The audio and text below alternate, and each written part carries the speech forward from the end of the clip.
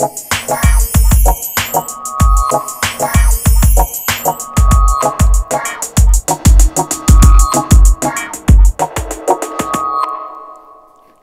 like the 90s haven't ended. I'm Gaz WIlliams and welcome to a new episode of Sonic Lab where we're looking at the new Korg Volca sample. Here it is. It's a small battery-powered sample sequencer. Okay, it's the fourth of the range and following the beats, bass and the keys. This one differs in that these first three were all analog devices with a little bit of digital, but mostly analog devices, whereas the Volca sample is more or less an entirely digital device.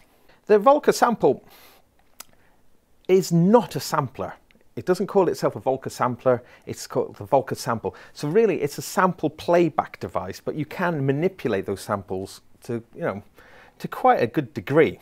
It's only has 4 megabytes of sample, which sounds ridiculous in today's multi-gigabyte world. It's kind of interesting. It forces you to work in a maybe like a kind of an old-fashioned way of working, and the sample rate actually as well is 31.2K, so that does lend us a kind of a bit of a vintage vibe to it.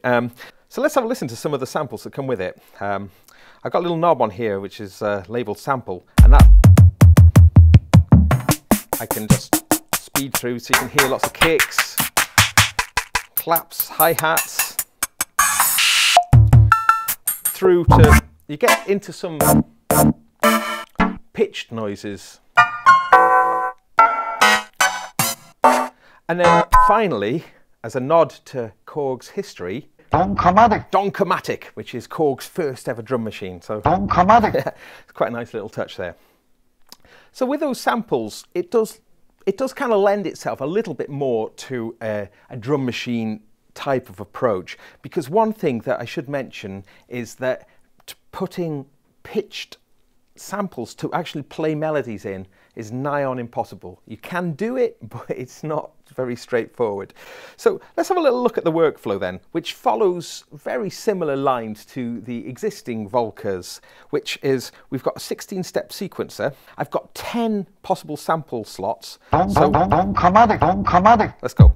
So I could put a kick in there. Now I could put that kick in, I could put it in like in a kind of real-timey thing, or I could go into step. I could drop in steps, and then I've got a part selection here, so I could choose which part it is. Part 2, sort of and like with the Volcas, you've got this quite nifty thing of being able to just put in steps, just like which is quite nice. And a nice little thing I found recently is that if you've got a bunch of steps in there, if I just sweep my finger across it, it inverts the selection, which can be quite nice. Within that step sequence then, there's a bunch of things that you can do. Again, like the other Volcas, we've got like the step jump and the active step. And what those do, look, if I just play this rather dodgy loop, what I can do is, if I go into step jump, I can just make it repeat any step, or it'll play any combination that I'm holding down. So that's step jump. Active step is a little bit different in that active step lets you turn steps on and off. So I could make just a simple 4-step, add in a bunch of steps, and like the other Volcas, I can clear active step and go back to the beat fully. So that's kind of cool, and those sort of things do really increase the fun value of this. And many people will be thinking, computers are brilliant for sampling, why would you want to actually go back? Is this a backward step? And in a way it's a kind of joyful backward step, because the hands-on and the playability of it makes it a lot of fun, and you'd end up doing stuff that you just simply wouldn't do on a computer, because it would just be maybe a bit long-winded. So that's pretty cool. So now I should also mention that that it has the sync in and out ports, which we've also seen on the Volcas. And those sync in and out ports have been expanded by Korg. New products that are coming out, like the new SQ1 sequencer, also receives those sync in and out ports. So it's good. It plays with those. And it's also got a MIDI in as well. So we can connect this, like say we could connect it to our computer via a MIDI port, so we could send MIDI clock to it. But the MIDI port, sadly, doesn't let you play pitched samples. And also, each of the 10 slots are addressed on separate MIDI channels. So that's a little bit strange, but we'll look into that in a moment. But before that, in this grey square here, we can see we've got the parameters that we can adjust any of our 10 parts. So let's the snare, so we've got like a high cut here. We've got speed. We've got pitch envelope, which, and a level control, a pan, which is the first time out of the Volcas that we've actually seen any kind of stereo action. And we've got a simple attack and decay amplitude envelope as well. So within those controls though, there is lots of creative potential. And I should mention then that all of these controls are automatable. In Korg language, that's called motion sequence. So if we set our pattern playing, so if I want to record these automations, I need to enable motion sequence for the parts that I want to automate. I have to drop into record and then I'm good to go.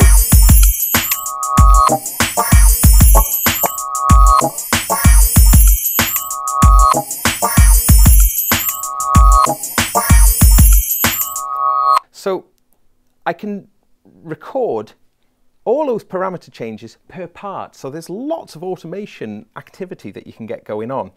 Now, there is also like a similar to the Electron devices, like a parameter lock kind of functionality. Now I say kind of because it isn't quite as straightforward as maybe, you know, as maybe you'd want it to be. And I'll demonstrate what that is. Well, if we were into step mode, and this is that pattern. Now if I solo that,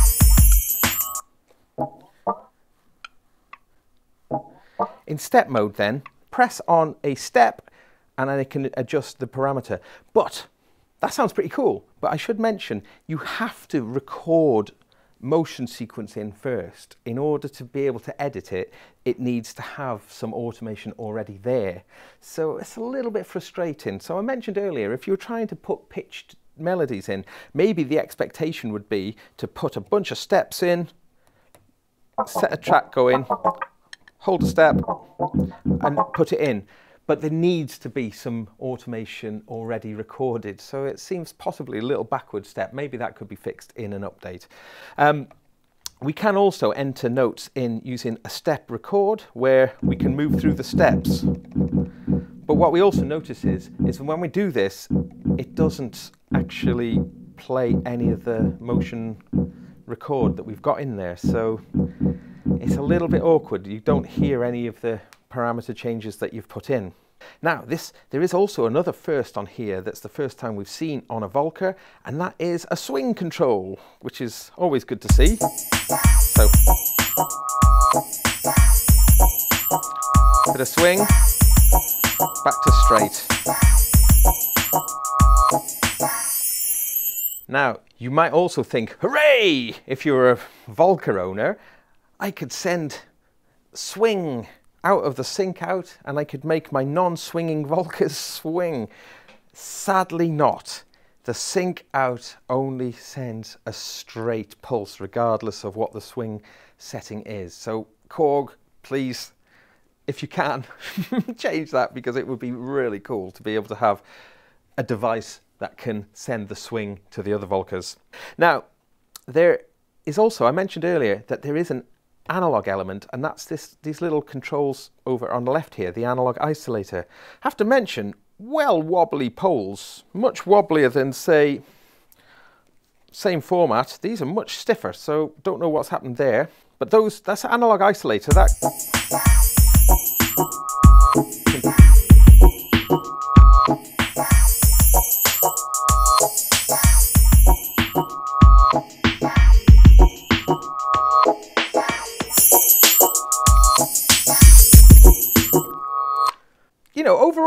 this is a device that is a lot of fun, especially when you combine it with the other Volcas. I think being able to bring samples into the Volca workflow is brilliant.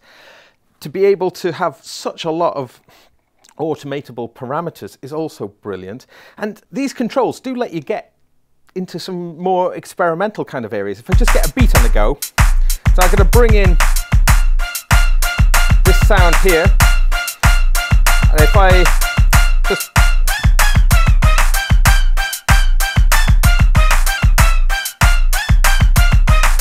change the length,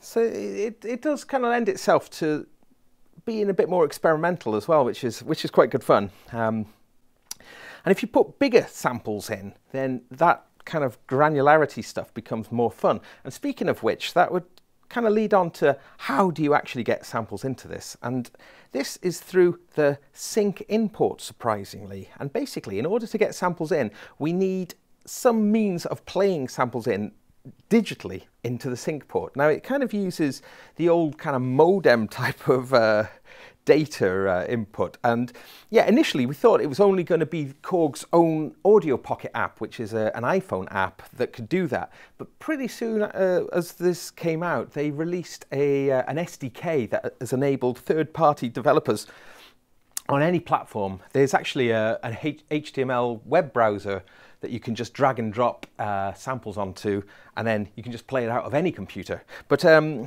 Caustic Editor, which came out almost immediately, is actually, I would recommend, if you've got an iPad, this is a fantastic editor and sample editor and sample manager for the Volca.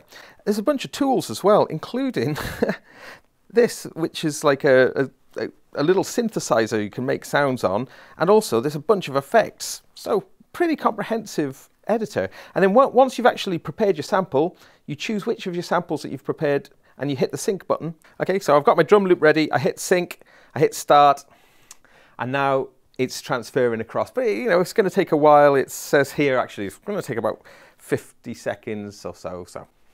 So now I've got the drum loop in. I can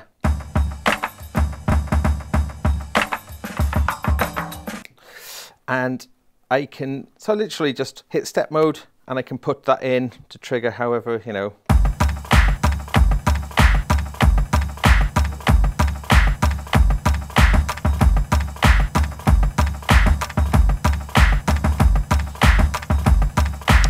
And then I can mess around with things.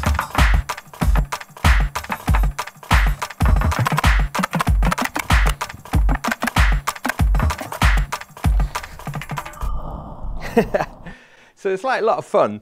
There's no time stretch in here, or you know, or any beat matching kind of thing. You know, this is like old school samplings. So downsides, the fact that you can't send swing out of the sync output if you're a Volca owner, I think is a bit of a downside. I think also, you know, the fact that putting pitches in a deliberate way is really much more difficult than you might expect. And you know, if we just simply could plug a MIDI keyboard in and that would then play the pitches, would be so great. So please, Korg, can we have that? That would be fantastic.